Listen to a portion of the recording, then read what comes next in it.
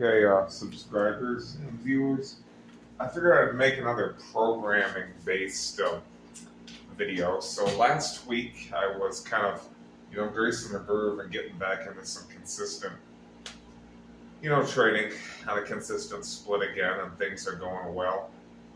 There is, however, one little tweak that I am making um, this next week, for the 5 day split, because I feel like my bench and my squat have kind of stalled a bit.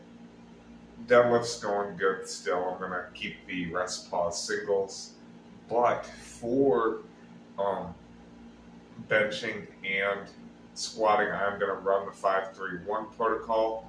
And the thing that some of the research I've been doing about running 5-3-1 based training is some of the benefits are you get a lot of practice with lighter weights, to reinforce your technique, and you do a lot of top set AMRAPs that you gradually build up over weeks.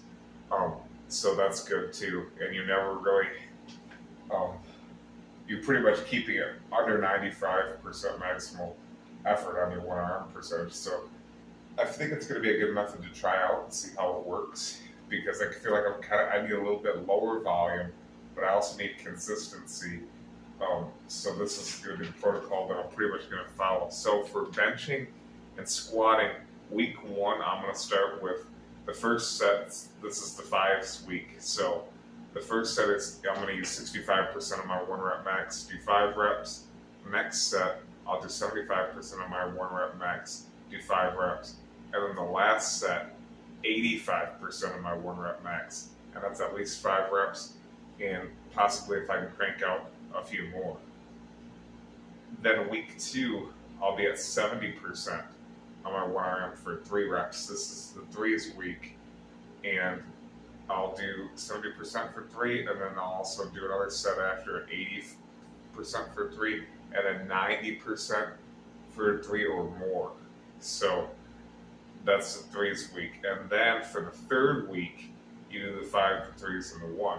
So I'll do a set at 75% for 5 reps, a set of 85% of my 1 arm for 3 reps, and then a set of 90% of my 1 arm for at least 1 rep and or AMRAP. So the final set of each of those ones on the 5s week and the 3s week and the 5-3-1 week is an AMRAP. So that means if you can crank out an extra rep or two, obviously do that.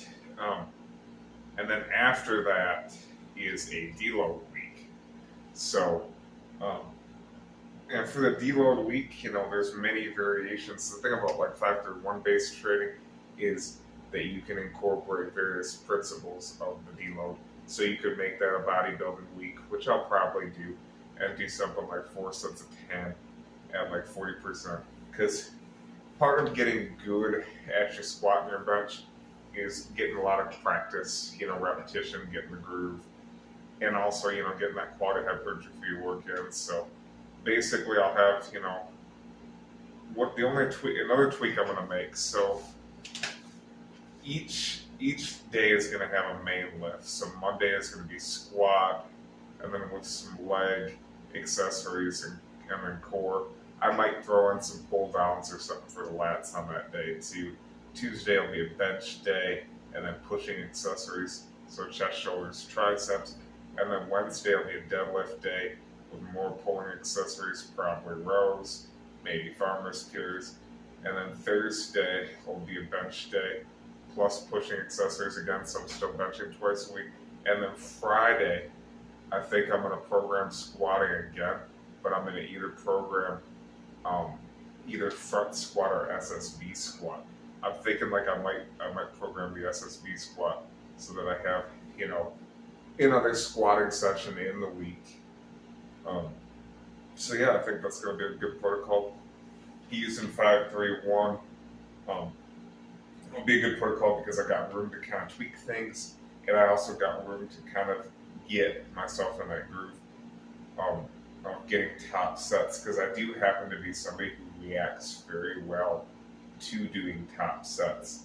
And a lot of times when I've had like little peaking phases in the past, like when you guys see me squat like 460 for 2 with the rackable cambered bar, and you guys had seen me do, the 475 single with a straight bar training. When I was in those peaking phases, I was pretty much hopping into like 3 or sometimes even 3 all out sets. Like you guys see me do like a 4, like what was it? I did like a 4 rep max, 10 rep max, and 12 rep max all in one workout. Like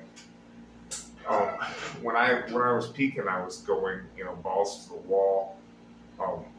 And there were other days too where I would just do one set with pretty much 0 warm up other than 135. But I think this is going to be a good protocol because I get the acclimation of kind of with the lighter percentage sets of like the 70s and the 65% of the 1RM, and then hop under that heavy and give it hell. So that's basically what I'm going to go with the 531 protocol and see where that leads me to kind of burst through that plateau on benching and squatting, because when you're a natty, you're going to hit plateaus here and there, but as long as you're building your base during your plateaus and you're easing your way out of there and you're eating, you're sleeping and you're getting the quality volume in, I don't believe in secret programs, but this is just what we're going to run with for fun.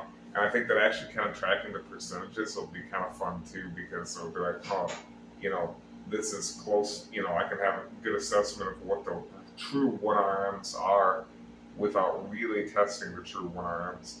So that's good too. Anybody have any questions about like the 531 protocol though? Shout out. There's also a book even about it. I know some people, when it comes to it, it can be kind of elaborate because there are other variations of it too. There's boring but big. So mine will be kind of similar to that boring but big, because during that deload week, I'll probably really do like sets of 10 or something like that, because I'd rather not do 5 stream than I'd rather probably do some sets of 10 to get that hypertrophy back up. So basically what it is a 5s week, a 3s week, and then a 5-3-1 week, and then a deload week of choice or structuralization, and then repeat. Now, when it comes to the repeat phase, when you go into after the 3 weeks, after the 4 weeks kind of deload, so you got the 5s week, the 3s week, and the deload week. After those weeks, you have you return to the start, and then you do another 5s week, a 3s week, and then another 5-3-1 week, and you just keep that going in rotation. But when you return after the deload week for your lower body lifts, keep in mind I'm not going to run this on deadlifts because I'm going to stick with the rest pause singles because that seems to be working for me. If you're going to run this on deadlifts, if you are, right, you can you would do the same protocol that you would with the squats, and when you add the weight, let me rephrase it. Like I said, you can run this on deadlifts. After you do that deload week, after you do the 5s week, the 3s week, and the 5-3-1 week, when you come back, you're supposed to add 10 pounds to your lower body lifts, right? And then you're supposed to add 5 to your upper body lifts, bench press, overhead press. Some people also run it on the overhead press. So, there's different variations to it. You could also do something, this would be interesting too, you could also incorporate like a 10-8-6 or something during the deload week or something along the lines of that even. Or you could also not do I think it would be smart to do the deload week, but you could also even just, like let's say you just returned to the 5s week and then did that same weight again, and then, you could also do that too and then aim for an extra rep. So there's little tweaks and adaptations that you can make, but I think it should be pretty good programming to get myself back in that serious groove that I need to be back in, where I got the fire lit under my ass and just going out like a savage. So, any questions on programming? Give me shout outs. Subscribers, have a great day.